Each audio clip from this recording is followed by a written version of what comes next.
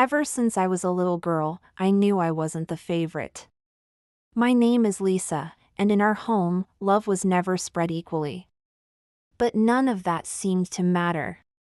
My parents always found a way to remind me that I was too slow or not ambitious enough. My sister wanted a new phone, they'd buy it on installments. My brother needed help with rent, they'd borrow from friends to cover it. My brother had a celebration that filled our entire backyard. I worked at a coffee shop during the day and took night classes. I barely slept. I ate cheap noodles and skipped meals to afford rent in a tiny shared apartment. When things got really hard, I thought about asking my parents for help, but the memory of their cold eyes and tired excuses stopped me every time. Still, I stayed in touch, sending holiday messages, birthday texts, and the occasional phone call. Most of the time, they didn't respond. I was evicted, using my bag as a pillow and my arms as a shield against the cold. I wasn't thinking about revenge or proving them wrong. I just wanted to survive the night. I packed my clothes into one small bag. If the people who were supposed to love me the most could throw me away like garbage, then maybe I had to stop looking for worth in others. Maybe, just maybe, I needed to create my own value, not for anyone else's pride or approval, but for myself. Grabbed a thin blanket and stepped out into the freezing air with nowhere to go.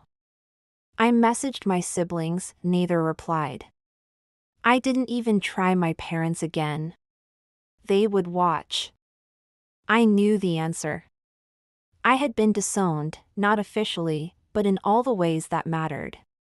And when they did, it was dry, like speaking to strangers. My sister had 2 cakes and a photo shoot. For me, my mom just said, "Good. Now maybe you'll get a decent job and stop bothering us," and I didn't know when. But I promised myself one thing: I would rise. I smiled anyway and quietly packed my bag the next morning to start community college. But when I once asked for a small amount to buy textbooks for my college classes, my father snapped at me and said, "You should have planned better. We can't spoon-feed you forever." I had $22 in my bank account and rent due in 5 days. I tried everything, applying to jobs, asking friends, selling a few old items online. Nothing worked fast enough. My roommate had already moved out, and I was completely alone. That moment was a turning point. Not because I lost everything, but because I realized I never truly had anything, not from them. Not love, not support, not even basic kindness. I had been hoping for years that maybe one day they'd change. That one day, I'd do something big enough to make them proud. But they had made their feelings clear. In their eyes, I was nothing more than a disappointment. A poor girl who failed to be as successful as their other children. A girl not worth saving. With tears in my eyes and shame in my heart, I called my mother. I didn't ask for much. I just needed help for 1 month, just one rent payment to get back on my feet. She paused for a second, sighed, and said, "We're tired of always cleaning up your mess. You need to grow up." Whenever my siblings brought home awards or promotions, our parents would cook dinner, celebrate, and take pictures. I started doing extra shifts at the library and tutoring kids after school. I earned every cent I could just to stay afloat. I didn't ask for luxuries, only the basics. Still, I was made to feel like a burden. If dinner was short, they'd say things like, "It's because we have to feed 3 kids," but somehow, I was always the one who ate last. They never said they hated me, but they didn't have to. It was in their silence, their dismissive tone, their lack of pride in anything I did. When I achieved something, even small wins like passing a difficult exam or getting hired for a part-time job, they barely looked up from their phones. I was the youngest of 3 kids, and somehow, I was always the one left behind. My parents gave everything to my older brother and sister: attention, praise, support, even money. Whenever I tried to earn their approval, it always felt like I was reaching for something just out of grasp. I wasn't brilliant like my brother or charming like my sister. I was just there. Quiet, average, invisible. Growing up, I worked hard. I studied late at night, got decent grades, and even helped around the house more than my siblings. Money was always tight in our house, but when it came to helping my siblings, my parents would find a way. I pretended I didn't care, but it hurt deeply. When I graduated from high school, I had no party, no balloons, no warm hugs. Those years were tough. One winter, my life truly fell apart. The shop I worked at shut down suddenly, and I lost my only source of income. Before I could explain, she hung up. That night, I sat in my dark room, wrapped in my coat, crying silently. A week later, I slept on a bench in the park that night, but something inside me changed in that moment, a spark, faint but real. I didn't know how, and one day. The first night I slept outside was something I'll never forget. The cold wasn't just in the air, it was inside me. I had no blanket thick enough, no jacket warm enough, and no thoughts kind enough to comfort me. I curled up on a park bench, trying to stay hidden behind a row of bushes. I didn't sleep much. Every sound made me jump. A car door slamming, footsteps approaching, dogs barking in the distance, it felt like the world had turned against me. I had no shelter, no dry clothes, and no plan. I found a covered stairwell outside an apartment building and sat there, soaking wet, hugging my bag tightly.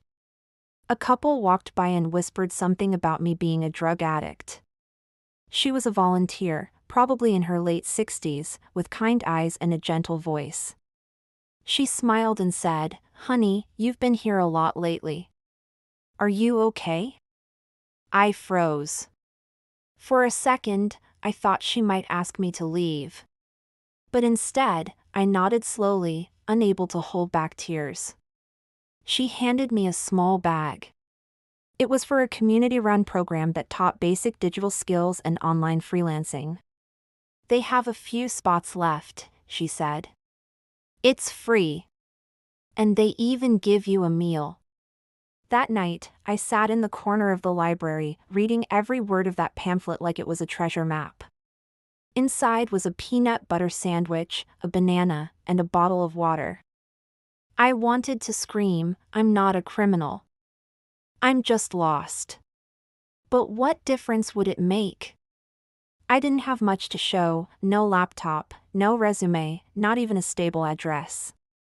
The lessons weren't easy. I had to share old computers with strangers, sit through lectures while my stomach growled, and pretend I understood everything. But I took notes.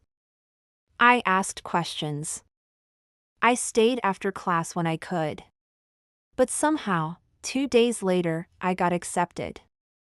I remember walking into that little office, clutching my only pen, terrified but determined. I was hungry, tired, and unsure, but I was also ready. I wasn't just a girl who had been disowned and forgotten. I was a girl who had survived. To the world, I was just another failure. I kept asking myself, how did I end up here? She brought snacks, kind words, and sometimes, a hug when I needed it most. I don't think she knew how much she saved me. She never asked for anything. She just showed up, something my own parents couldn't even do when I was starving in front of them. I hadn't eaten a real meal in days. My shoes were torn, and my skin had started to blister from the cold. I thought about going to a shelter, but most were full, and the ones that had space weren't always safe. I had heard stories, theft, assault, fights.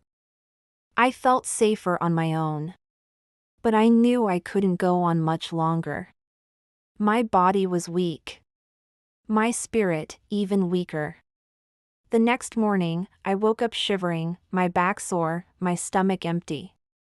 The little money I had left bought me a stale muffin and a bottle of water. I washed my face in the bathroom sink and used paper towels to dry off. I brushed my teeth with my finger and toothpaste I kept in my bag. That act of kindness, as simple as it was, gave me something I hadn't felt in weeks: hope. Someone saw me. Someone cared. For the first time in what felt like forever, I ate without shame. That sandwich reminded me I wasn't beyond saving. I ate whatever I could get, sometimes old sandwiches from convenience stores, sometimes free samples from grocery stores. She came in every other morning to help with the children's reading sessions or sort donated books. I started arriving earlier, hoping to catch a glimpse of her. One morning, she sat beside me and asked what I liked to read. I smiled for the first time in weeks. We talked about poetry, about writing, and slowly, I began to open up. I didn't tell her everything, not yet, but enough for her to understand I was struggling. I wasn't living. I was surviving. I didn't have a phone charger anymore, so my phone died by the afternoon. Just like that, I was cut off from the world. She didn't even notice me sitting nearby. I stared at those coins for a long time before finally picking them up. That handful of change bought me a slice of bread and a cup of warm tea. I cried while eating it. Not because it tasted good, but because it reminded me I was still alive. I walked aimlessly for hours, searching for warmth, maybe a cafe that wouldn't kick me out if I sat too long. Eventually, I found a public library. It was warm and quiet, and no one asked questions. I sat there the entire day, pretending to read while trying not to fall apart. For days, the library became my shelter. I didn't tell anyone I was homeless. The worst part wasn't the hunger or the cold. It was the silence. The feeling that nobody cared. I had no one to call. My family had made it clear I wasn't welcome. My friends were busy with their own lives, and I didn't want to embarrass myself by telling them I had nowhere to sleep. I was humiliated, but more than that, I was invisible. People passed me on the street without looking. I sat on park benches next to strangers who never asked if I was okay. I began to question my worth. Was I really that easy to forget? One afternoon, as I sat outside a coffee shop watching people rush past, I saw a woman drop a few coins near the trash. That night, it rained. By the end of the second week, I started losing hope. Then something happened, something small, but enough to keep me breathing. At the library, while dozing off at a table, an older woman tapped me on the shoulder. "I packed extra," she said. "Just in case." I didn't even have the words to thank her properly. In the following days, I noticed her more. Her name was Gloria. She didn't push. She didn't judge. But one afternoon, she slid a brochure across the table to me. I applied the next day. It felt like throwing a rock into the ocean and hoping for a miracle. That class became the first step. For the first time in a long time, I had structure. I had purpose. I had something to wake up for. Gloria checked in on me regularly. The truth is, I had hit rock bottom. But for the first time, I stopped digging. I didn't know it yet, but something inside me was shifting. And I wasn't going to stop there. For the first time in what felt like forever, I had something to look forward to. The free digital skills class that Gloria told me about wasn't fancy. It was held in a cramped room behind a local community center. The chairs wobbled, the computers were old, and the Wi-Fi barely worked. But to me, it was a palace of possibilities. I remember sitting there on the first day with my heart pounding, not from excitement but from fear. I didn't know if I could keep up. I didn't know if I belonged. There were only 6 of us in the group, most of them struggling, just like me. A few were older women trying to find jobs after years of raising families. It wasn't much, but I almost cried right there in the library. I stayed up all night working on it, rewriting and editing it until it felt perfect. When I submitted it, I held my breath. The next day, the client left a 5-star review and wrote, "Great work. We'll hire again." One man had lost his job during the pandemic. We were a small circle of forgotten people, trying to rebuild what life had taken from us. My fingers fumbled across the keyboard, and I felt embarrassed when I couldn't keep up. I worked from the library during the day and sometimes under streetlights at night when the library was closed. I overheard 2 women talking about needing a writer for their small business website. I paid off the last of my overdue medical bills. I even treated myself to a proper jacket for the first time in over a year. It wasn't luxury, but it felt like royalty. I walked taller. I spoke louder. I started to believe that maybe, just maybe, I had a future. Normally, I stopped seeing myself as someone who needed saving. I stopped feeling ashamed of where I had been. My scars didn't define me, they reminded me of everything I had survived. I would have stayed quiet, but not this time. I introduced myself, offered to send samples, I wouldn't just survive, I'd shine. And gave them my contact. The next day, they hired me. That one job turned into 4 more. It wasn't much, just a bed, a window, and a broken dresser, but it was mine. I never asked her for anything, but she always gave. She reminded me that not everyone in the world was cruel or selfish. And most importantly, the people who left me would see just how far I'd come. I had hope. When I told her I'd gotten my first few clients, she hugged me and whispered, "See? You were never the problem. They were just too blind to see your light." I cried the first night I slept on a real mattress again. I created templates, learned how to design simple social media posts, and even wrote ebooks for clients. My nights were long and my eyes were constantly tired, but I didn't care.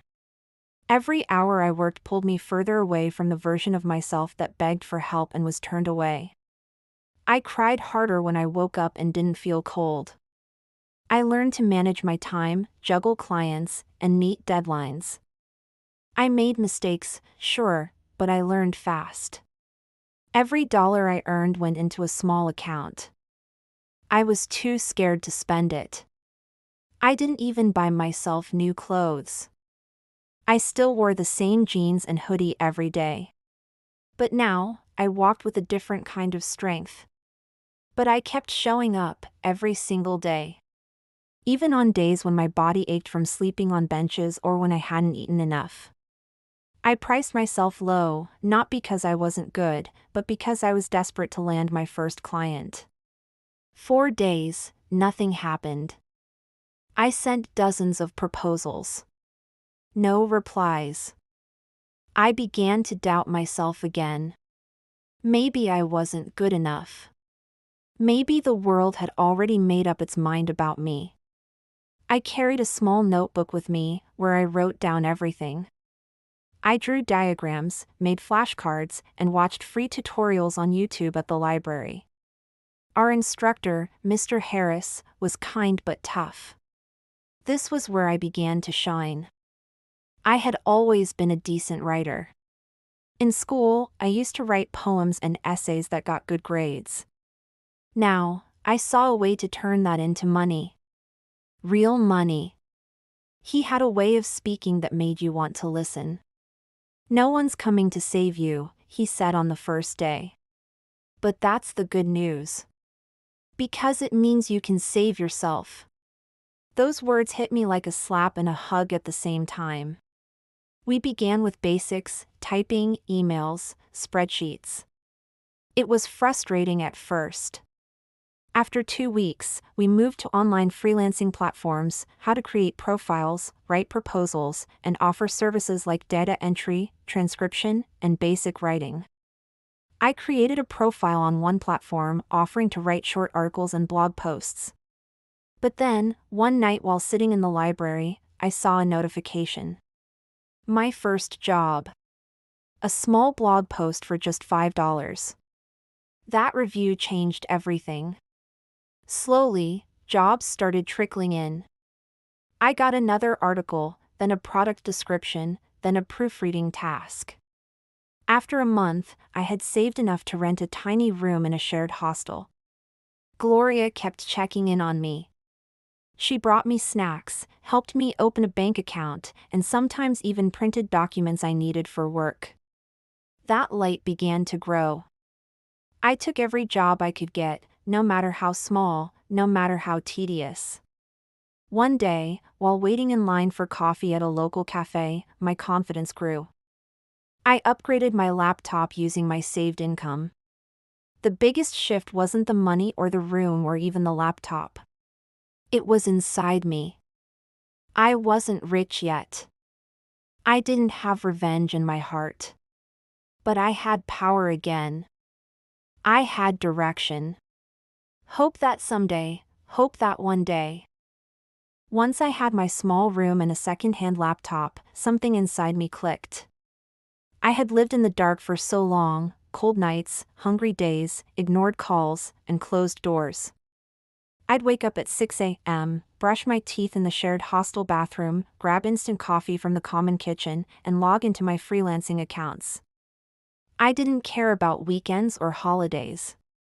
To me, every single day was a chance to grow, earn, and get closer to a life where I didn't have to depend on anyone. Days when clients disappeared after promising work. Days when my internet connection would fail during a deadline. It was nothing fancy, a single room with a kitchenette and a narrow bed, but it was mine. The first night I moved in, I laid on the mattress and stared at the ceiling, letting the silence soak in. I cooked rice, beans, and eggs. I shopped from discount stores. I bought everything secondhand, even my chair and desk. I didn't go out or socialize much. My focus was tunnel vision. I didn't want temporary happiness. I wanted stability. I wanted power. I could afford to eat well. I started sending small donations to local shelters. I even bought a few new clothes, nothing fancy, just neat and comfortable. I was still the same Lisa, but stronger. Sharper. Unshakable. No apology. No explanation. Just a hollow greeting. I didn't reply. I wanted to remember how they only came back when they thought I was worth something. Not when I was starving. Not when I needed shelter. But when I was glowing. A few days later, my brother messaged me too, asking if I wanted to come to a family dinner they were hosting. My name hadn't passed their lips in a year, but now, when I was rising, they suddenly remembered me? I wanted revenge, not with anger, but with success. No roommates, no fear, no one to judge me. Just peace. Days when I was so tired I could barely sit upright at my desk. But each time, I reminded myself where I came from. And placed sticky notes on the wall with quotes that kept me going. Your past does not define your future. You are building something they will regret giving up on. Every morning, I'd look at those notes before starting work. They were my armor. That park bench. That soaked stairwell. That moment when my mother told me I was a burden. Those memories fueled me. They kept me from quitting. I started writing content for clients around the world, blogs, product reviews, emails, even personal letters. It was a birthday picture from years ago, everyone smiling, arms wrapped around each other. I paid for a few affordable online certifications in content marketing and UX writing. I upgraded to a faster laptop. I bought noise-canceling headphones. I created a professional website for my services. Slowly, I started attracting better-paying clients, ones who didn't argue over rates or disappear after a project. I built relationships. I focused on quality. I delivered ahead of deadlines. Reputation became everything. I remembered that day so well. I had baked the cake. No one thanked me. My name wasn't even mentioned.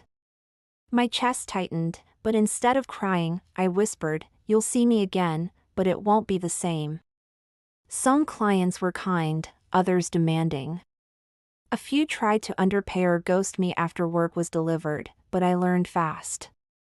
I knew how to spot red flags, how to negotiate fairly, and how to protect my time. But now, even the smallest bit of comfort felt like luxury, and I wasn't about to lose it. I made a silent promise to myself: I would never return to the streets. I would never beg anyone for help again. My confidence grew with every completed job and positive review. Clients started recommending me. One small client in Canada introduced me to another in Australia, and then another in the UK.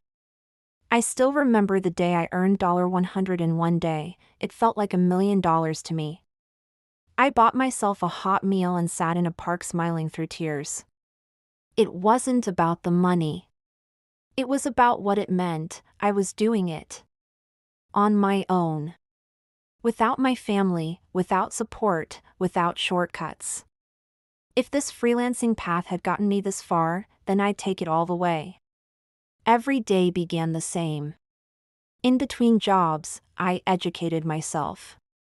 I watched YouTube videos on SEO, digital marketing, and branding. I read free ebooks on business and communication.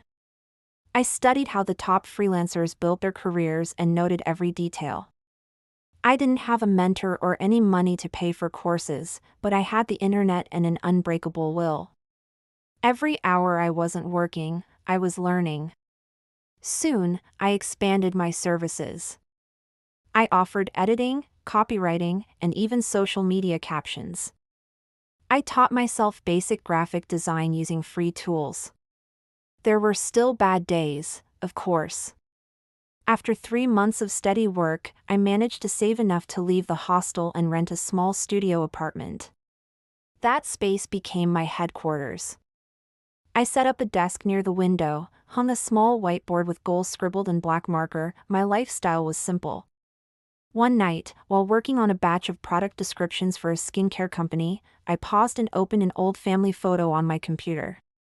As I earned more, I reinvested in my skills. In less than 6 months, I was earning more in a week than I once did in an entire month. Then came a message that made my heart freeze. It was from my sister. A casual "Hey, long time. Hope you're well." I stared at those messages for a long time. I didn't delete them. Still, I wasn't ready. Not yet. I wasn't finished building. I wasn't done showing them and the world exactly who I had become. Life was finally beginning to feel different. After all the darkness, a bit of light had started to pour in, and I embraced it with everything I had. My days were packed with work, learning, and planning. I was earning well now, especially from my new regular client, the startup owner who gave me the biggest writing contract I'd ever had. For the first time, I was able to breathe without anxiety sitting on my chest. I had food in my fridge, a roof over my head, and savings growing slowly in my account. I even allowed myself to buy a small potted plant for my desk. I named it Hope. I wrote most of the content, long, detailed, original pieces, while he handled formatting, website setup, and client outreach. He was charming and friendly, always praising my work, telling me how great the project was turning out. I started trusting him more and more. I even told him a little bit about my past, just to explain why this meant so much to me. He said, "Lisa, your story is powerful. When this takes off, you'll never have to look back." But my name wasn't there. Every article was under his name. No credit for me. No mention. No share. Just stolen work. With the progress I had made, I started thinking bigger. I realized I couldn't just be a freelancer forever, working job to job and always depending on client platforms. Not just because he scammed me, but because I let myself believe I was finally safe. I had allowed hope to rise, and now it was being used against me. I sat there in silence for a long time, trying to hold back tears, but they came anyway. Not loud sobs, just quiet ones, tired ones.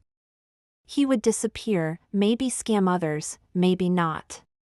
It was raw, real, and honest. I wrote blogs about starting over, about freelancing from the streets, about how betrayal doesn't mean defeat. I even started earning a small income from ad revenue and affiliate links.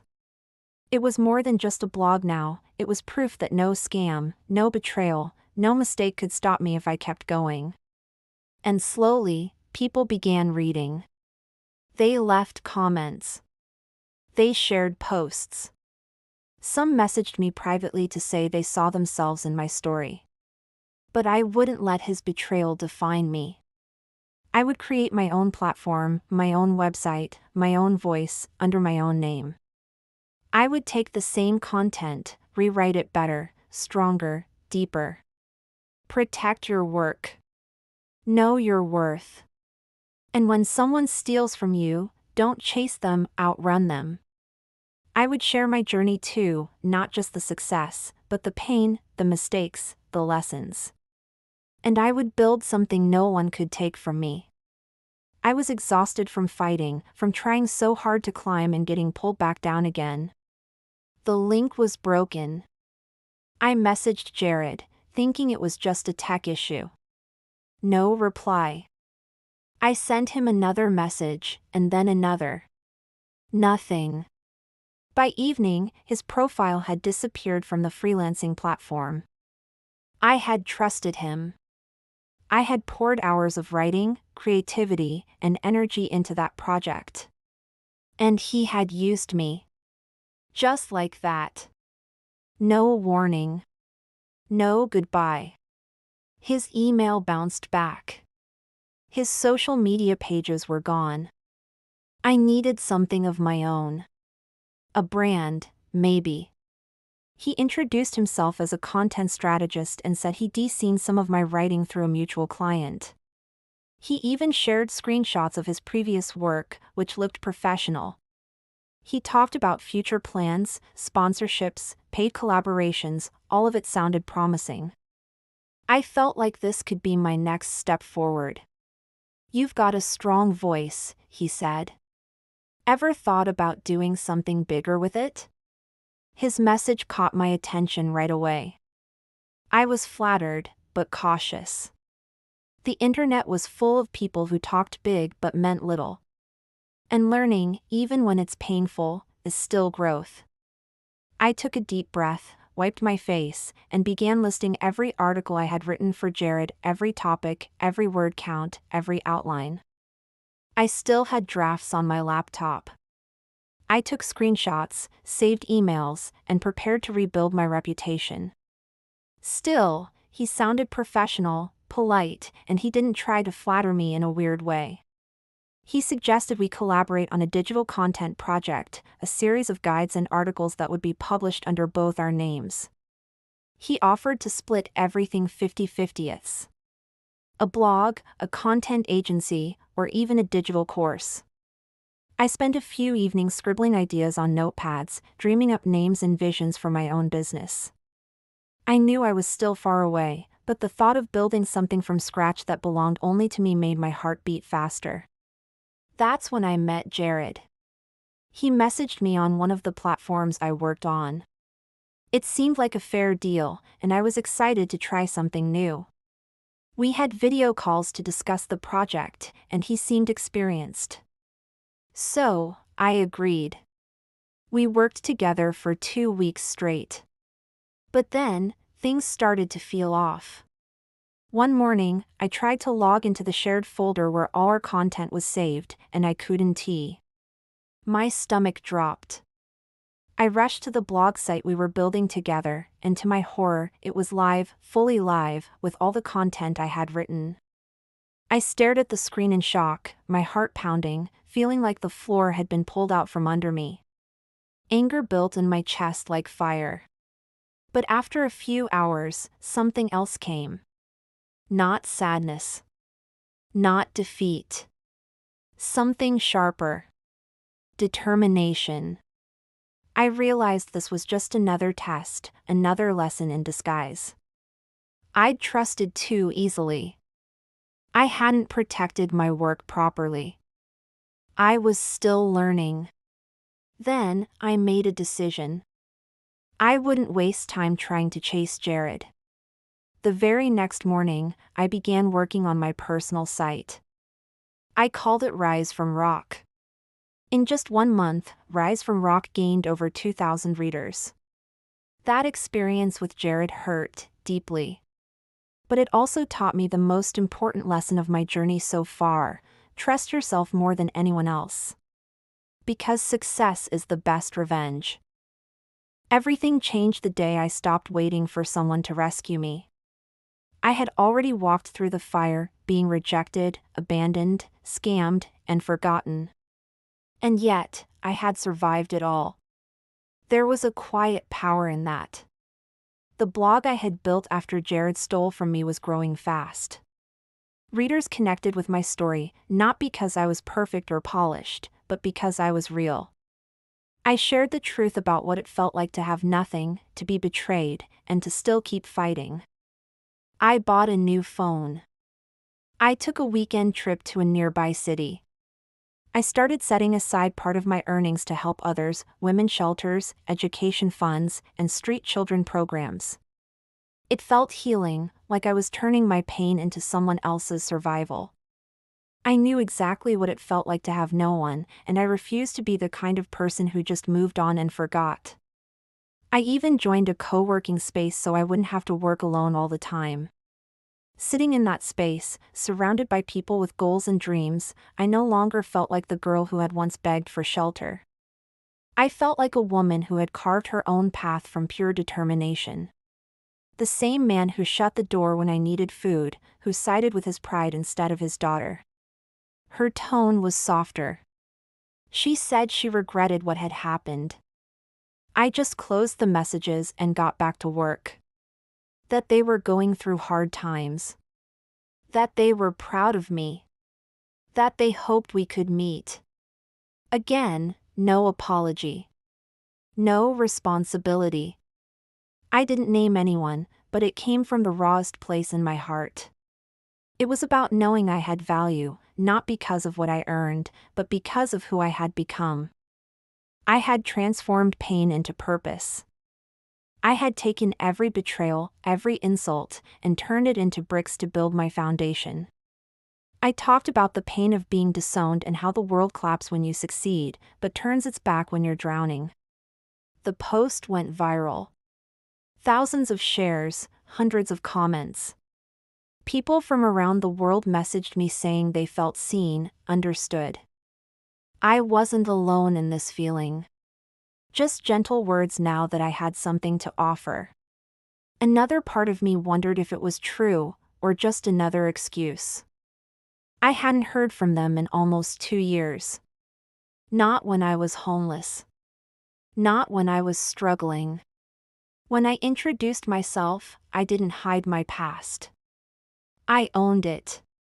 Because without it, I wouldn't be here. Not when I was crying alone, holding on to hope like a lifeline. His message was short: "Lisa, we need to talk. Your mother is unwell." I didn't sugarcoat anything, and somehow, that honesty became my strength. People started reaching out. Not just readers, but other struggling freelancers, women trying to rebuild their lives, even college students looking for inspiration. One email stood out. It was from a woman named Claire, a marketing manager from a small online magazine. My articles got shared across social media. I started getting interview requests. Podcasts wanted to talk to me. Slowly, I was stepping into a space I had never imagined, not just a freelancer behind a screen, but a public figure with a story that mattered. The more I shared, the more people connected with me. It was overwhelming at first, but also deeply rewarding. She wrote, "Your voice is what we've been missing. Would you consider writing a weekly column?" My hands trembled as I read it. I closed my laptop and sat in silence for a long time, letting the emotions wash over me. Anger. Sadness. Confusion. Somewhere inside, a part of me still wanted their love, or maybe just their acknowledgement. But I had learned the hard way that some people only come back when they see you re-winning. They don't miss you. They miss your success. A paid writing column. My name. My voice. My story. Without hesitation, I said yes. Writing that column gave me visibility I never had before. With this momentum, I decided to do something bold. I registered my own content agency. I called it Reclaim Words. I wanted to work with other writers like me, people who were talented but overlooked, people who had been knocked down by life but still wanted to rise. I hired 2 part-time writers and a graphic designer, all remote. I trained them, supported them, and shared everything I had learned the hard way. Within 2 months, Reclaim Words had 5 steady clients, and my team was growing. We weren't just writing, we were building messages that mattered. For the first time, I felt like I had created something that couldn't be taken from me. As my income grew, I finally allowed myself small pleasures. And yet, I hadn't forgotten where I came from. But then something happened that shook me deeper than I expected. One afternoon, I was on a video call with a client when my phone buzzed with a message. It was from my father. Yes, my father, the man who once looked me in the eyes and told me I was dead to him. My hands froze on the keyboard. I stared at the message, not knowing how to feel. A part of me wanted to delete it immediately. But now they remembered me? I didn't reply. Not immediately. 2 days later, my mother messaged me too. I wanted to scream, but I didn't. That night, I wrote a blog post titled "When They Only Come Back for the Shine." That response gave me peace. My turning point wasn't just about money, success, or having my own agency. Now, when I walked down the street, I didn't keep my head down anymore. I stood tall. And deep down, I knew something else: the best chapters were still ahead of me. Because this wasn't the end of the story. It was just the rise before the spotlight.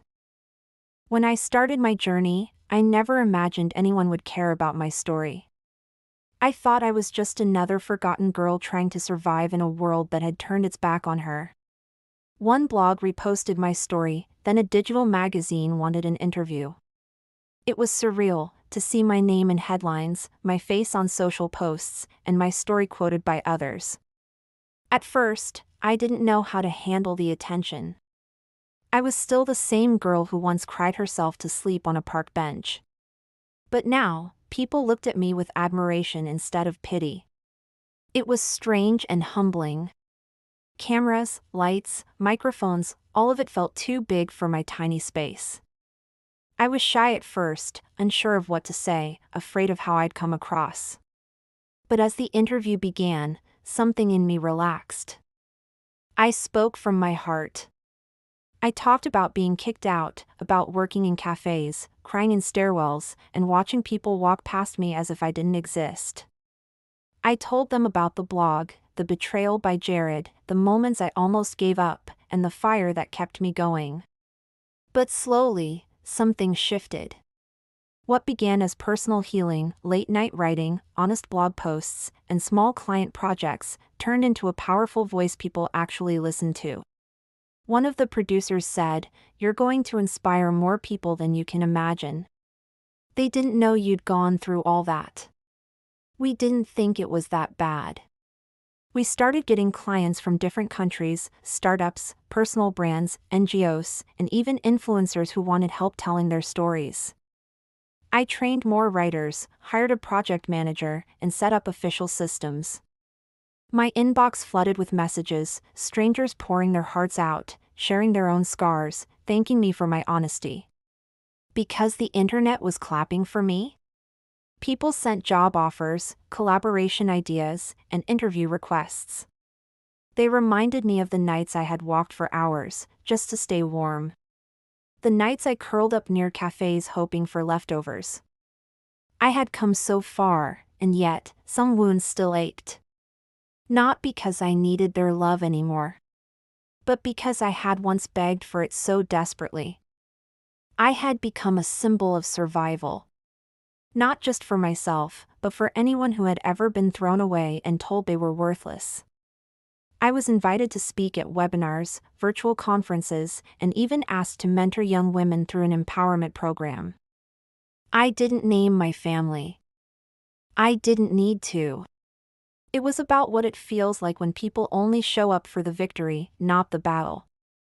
I reminded readers that success should never be used as a key to unlock the love that should be been given freely. Not for validation, but to show the world that you can rise from the very place they left you to break. That those who truly see you will clap even when there's nothing to celebrate yet. Not because I had it all, but because I had created it all, from nothing.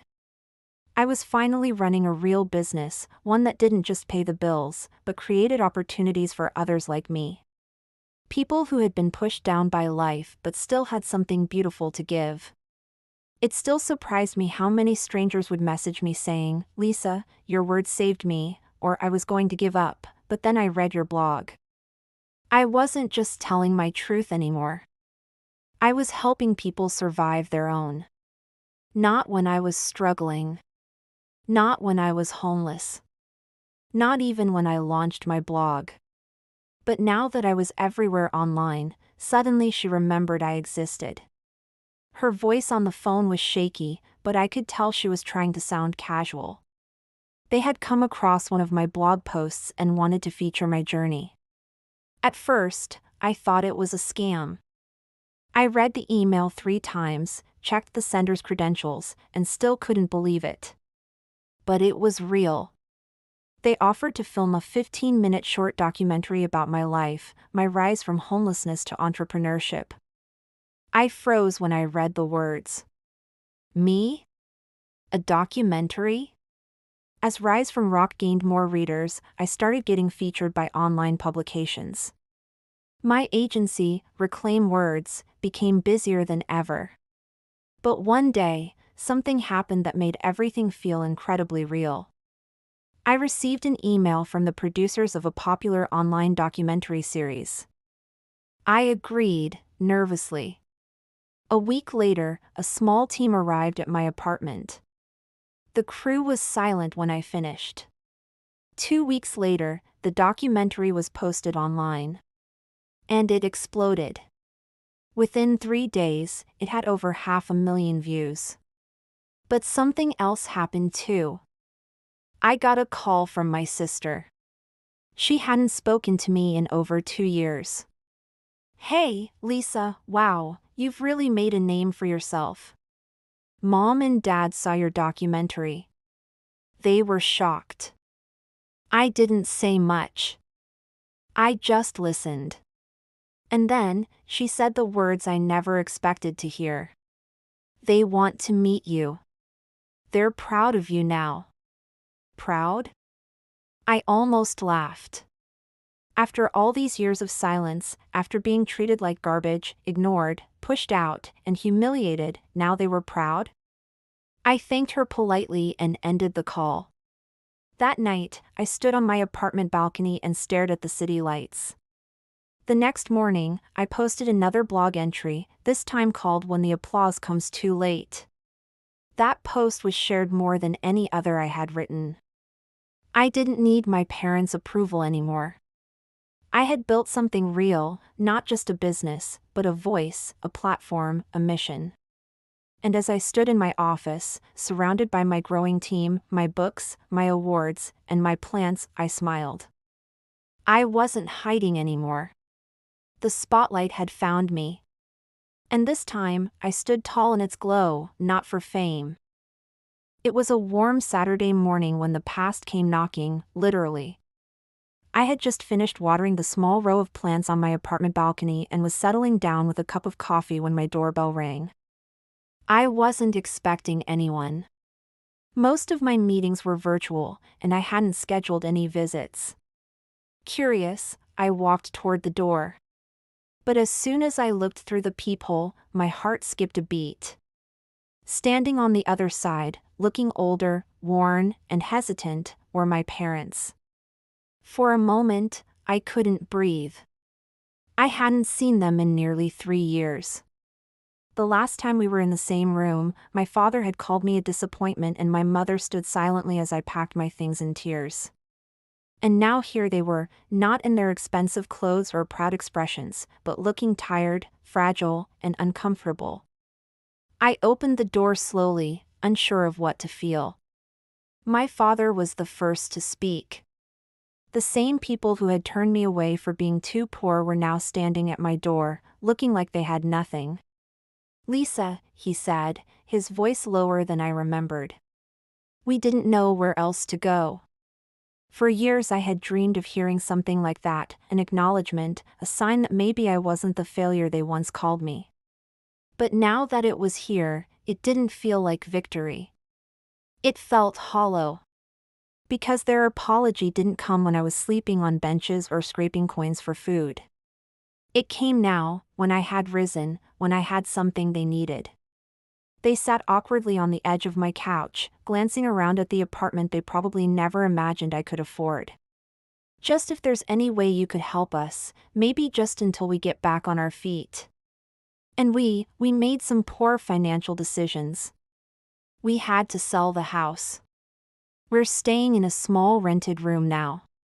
Not to say sorry for the years of silence, but because they needed help. I was waiting for the part that explained why they were here, why now.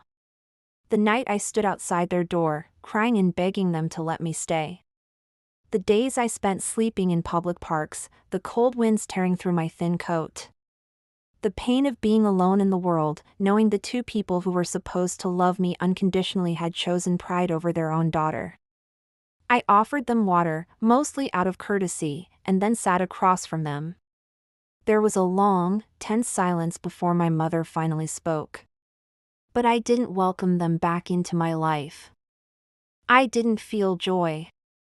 I didn't feel revenge. I felt peace, because I had faced the very people who once broke me, and I didn't crumble.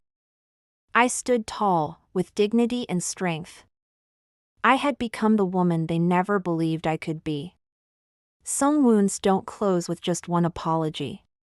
And trust, once broken, doesn't magically return. I stared at him, then at my mother, whose eyes were already moist. I couldn't believe what I was seeing. I stepped aside without a word and let them in. Out of responsibility, the kind you should have shown me. "I'll find you a place to stay for a few weeks and cover the rent. I'll send you some groceries. But that's it.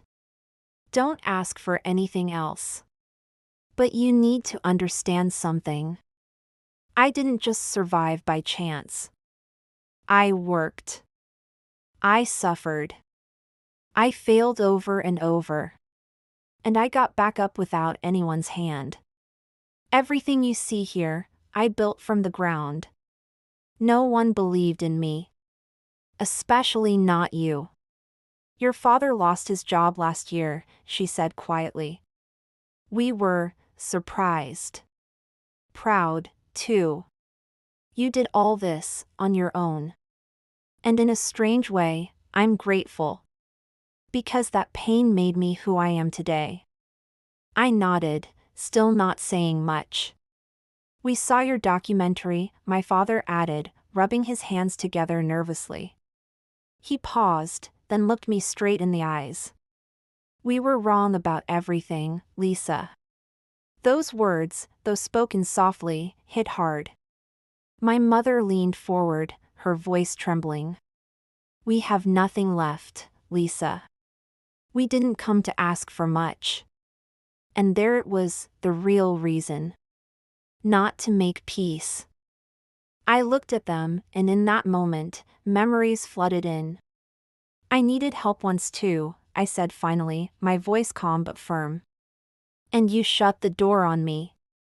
My father lowered his eyes, and my mother wiped her tears silently. I'm not saying this to punish you, I continued. My mother reached for my hand, but I gently pulled away. You taught me what it means to be alone, I said. They didn't respond. There was nothing left to say. They looked smaller now, like the weight of everything they'd done had finally caught up with them. After a long pause, I stood up.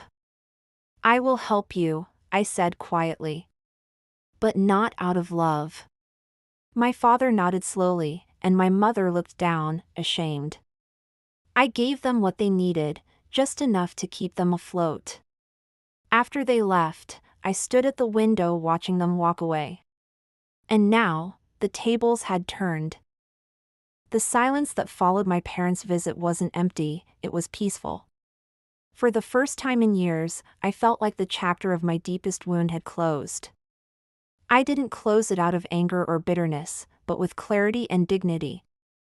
I had spent so long chasing approval, longing to be seen, to be accepted. I got invited to speak at international summits, featured in global publications, and eventually signed a deal to write a memoir. The book would be called Left at the Bottom, Rose to the Top. I poured my heart into every chapter. It had high windows, a cozy kitchen, and an office that overlooked trees. It wasn't just a house. It was proof that broken girls can build palaces out of rubble. I remember standing alone in that house on the first night, barefoot on the hardwood floor, breathing in the smell of fresh paint and freedom. I whispered to myself, "You did it, Lisa. You really did it." Inside was a framed photo of me as a child, wearing a birthday crown. My own blood had cast me aside like I didn't matter. But I had taken that rejection and turned it into a revolution. I had proven that no amount of abandonment can defeat a heart that refuses to give up. I didn't just build a career. I built a legacy of strength, of voice, of reclaiming power. With a note scribbled in familiar handwriting, "We're sorry. You deserved better." I didn't cry. I didn't call. I simply placed the photo on a high shelf, not to remember them, but to remember how far I'd come. I wrote about the betrayal, the cold nights, the broken trust, but also the hope, the hustle, and the quiet victories that no one ever saw. It was about rewriting a legacy. I wanted the name Lisa to be remembered not as the girl who got thrown away, but as the woman who came back stronger, louder, and kinder. Now, looking around at the life I had built, the home, the team, the community, I realized I had found something better than fairness. I had found purpose. My past didn't disappear. It lived with me, quietly. But instead of haunting me, it became my fuel. Every night I closed my laptop with a full heart, knowing I hadn't just survived, I had lifted others along the way. I wanted young girls who felt unseen to know they could rise. I wanted families who broke their own to see what they lost when they chose pride over love. When the book was released, the response was overwhelming. It wasn't just bought, it was felt. Emails flooded in. It offered free workshops on writing, freelancing, resume building, and financial literacy. It wasn't glamorous, but it was powerful. Mothers came in with their daughters. Teens came after school. Formerly homeless women came in with notebooks and dreams. I showed them how to open bank accounts, pitch to clients, write blogs, and most importantly, believe in their own story. Each time someone stood up in front of that group to read their work out loud for the first time, I felt my chest swell with pride. They weren't just learning skills. They were reclaiming themselves. Bookstores asked for signings. Readers said it gave them permission to stop hiding their pain and start using it. And now, after facing them again and setting my own terms, I realized I didn't need their validation anymore. My worth had never been tied to their love. It had always existed within me. And with each step I took forward, I was building something that no one, not even them, could deny or take away. With the emotional weight lifted, I threw myself into my work more than ever. Reclaim Words, my content agency, had grown into a full-time team. We were serving clients from multiple industries: tech, wellness, education, and we were known for delivering content with depth and authenticity. I started offering training programs to help young women learn writing, marketing, and freelancing. Many of them came from similar stories: abandoned, underestimated, or struggling to start again. I saw my younger self in them, and I vowed to never let them feel the kind of loneliness I had once felt. I launched a mentorship circle called Reclaim Her Voice, a program dedicated to helping women rise from trauma through storytelling and creative skills. We held monthly virtual sessions, taught workshops, and even published a digital magazine featuring their work. The stories these women shared broke hearts and built hope at the same time. From domestic violence survivors to homeless teens, they carried worlds of pain and strength. Each time one of them published her first piece, got her first client, or even just spoke her truth, it felt like a small revolution. We weren't just surviving, we were changing the narrative. My personal brand also blossomed beyond what I had dreamed. And in the middle of all this, I moved. I bought a house, not a flashy mansion, but a warm, peaceful space with sunlight, bookshelves, and a garden in the back. But my journey wasn't just about personal success. I used part of my earnings to open a small community center in my old neighborhood. I named it the Turning Point. Years ago, when I sat alone in a stairwell with empty pockets and an aching heart, I used to wonder if life would ever feel fair. And as for my parents, they never returned to ask for more. I had made my boundaries clear. But once, a package arrived at my office. The world had once told me I was too poor, too small, too invisible. And the best part? I wasn't finished yet. The day I opened my community center's second branch, I stood before the crowd with a steady heart and a soft smile. The ribbon fluttered in the breeze, red and bold, just like the fire that had lived inside me all these years. The girl who once stood at a closed door, begging her own parents to let her in. It wasn't just any event, it was one of the most respected gatherings in the country. CEOs, change-makers, entrepreneurs, even government officials attended. When I read the email, I sat still for a while, letting it sink in. My name would be listed next to people I had once admired from a distance. Not the glossy version, but the real story. The pain, the nights under open sky, the betrayal, the loneliness, and the grit that held me together when everything else fell apart.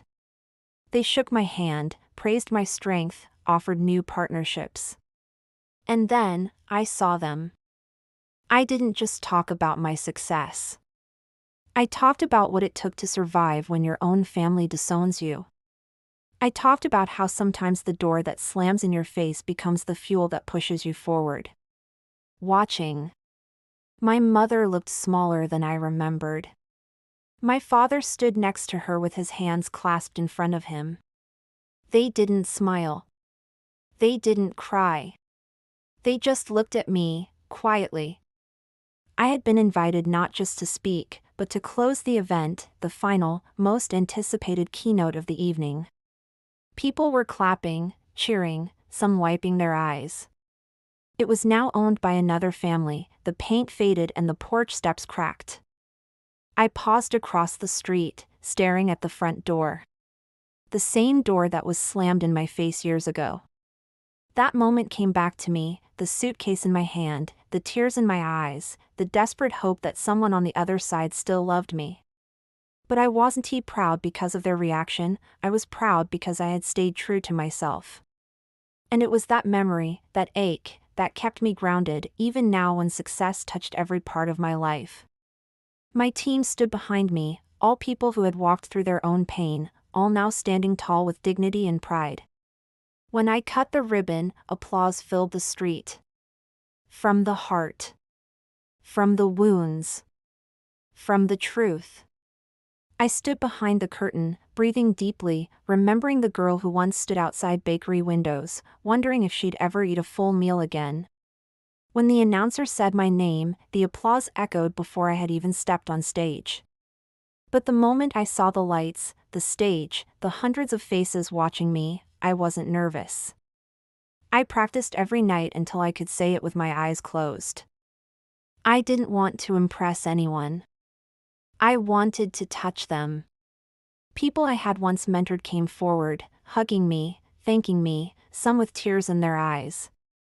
But even as I smiled and celebrated, a small part of me felt something else, a quiet ache that I knew would never fully go away. Because no matter how far I had come, there would always be that girl inside me. I thought about every version of myself, the girl who begged, the woman who built, the fighter who never stopped. I had loved. I had lost. I had been betrayed. But I had never given up. A few days later, I received an invitation to speak at a prestigious leadership conference. I spent the next 2 weeks crafting my speech. I didn't hire anyone to write it. I wanted every word to be mine. On the night of the event, I wore a simple white dress and a small gold pendant I had bought with the first freelance payment I ever received. I was ready. I told them everything. When I finished, the entire hall rose to their feet. After the event, people came up to me one by one. My parents. Standing near the exit, not coming forward, just. I didn't walk over to them. I didn't wave. I simply nodded. Because I had already made peace with the past. I didn't need anything more. Later that week, I found myself walking past the house I had grown up in. Now I stood here not as a girl, but as a woman who had built her world from ashes.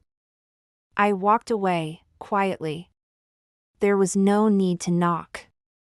Some doors, once closed, are meant to stay closed, not out of bitterness, but because we've outgrown the walls behind them. Back in my new home, I sat on the porch, watching the sunset spill golden light across the sky. And now, I had everything I once prayed for, not just success, but peace. My name had become a story that inspired others. My pain had turned into a path for people just like me. And the door that was once closed in my face? I never needed it to open again. Because I had built 100 more, and behind every one was a room full of light.